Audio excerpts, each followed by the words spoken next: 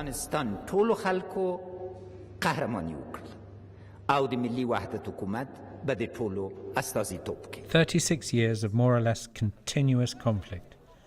Yet Afghanistan, against the odds, now faces an opportunity to achieve political stability and peace.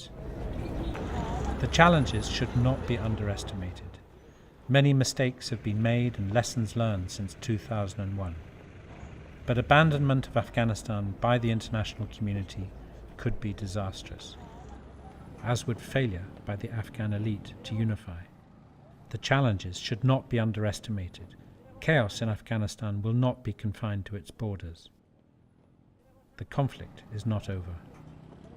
Many countries in the region are concerned about the repercussions that could affect them if our efforts and the Afghan efforts for a stabilized Afghanistan were to fail. The reverse is also true. I think the region has many possibilities through which it could support Afghanistan and our work there. There are many ways to achieve something that in the end would not just be good for Afghanistan but for the region as a whole. 2014 saw more civilians, soldiers and police killed and injured than in any year since 2002.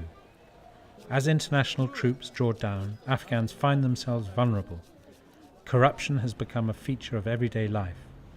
Poverty, economic contraction, weak governance pose huge barriers to progress. The international donors have persistently assured the Afghan government and the Afghanistan people that you will not be abandoned. They will continue to assist Afghanistan, but the US lawmakers did otherwise. I am worried, like a lot of other Afghans are. 2014 also saw some remarkable developments. The presidential elections were flawed, but they did result in a peaceful transfer of power and the formation of a government of national unity, with Ashraf Ghani elected as president and Abdullah appointed as chief executive officer.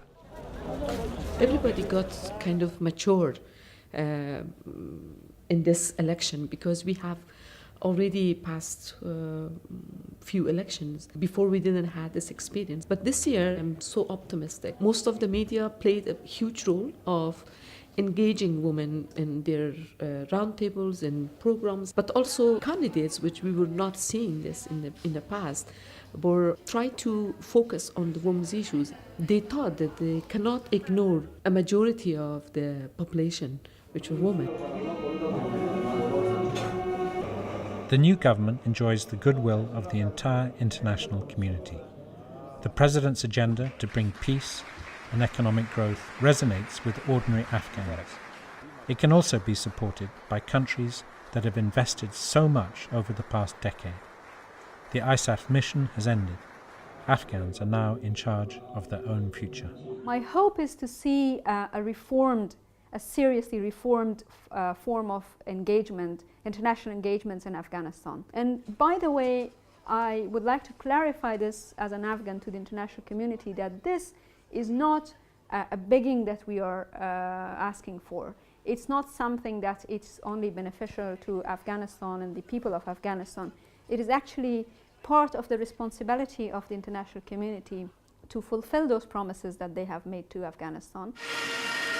Will the new government be able to meet these expectations, whether for security, the rule of law, jobs, and access to basic services like energy, education, and health?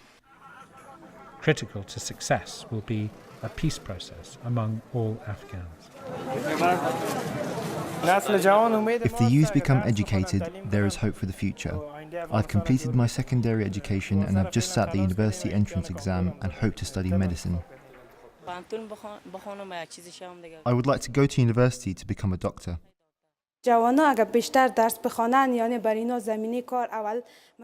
youth need to focus on completing education, and jobs need to be made available to qualified youth in the country. Many are forced to emigrate to neighbouring countries where their skills are not utilised, as they are usually forced to take up menial jobs. The youth must be given the opportunity to help push the country forward.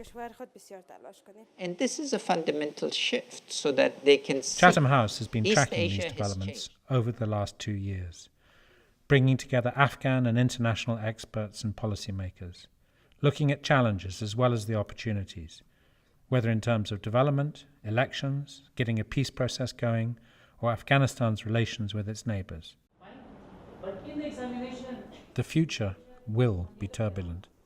There will be many crises, but these must not obscure the opportunity ahead. Afghanistan must grasp it.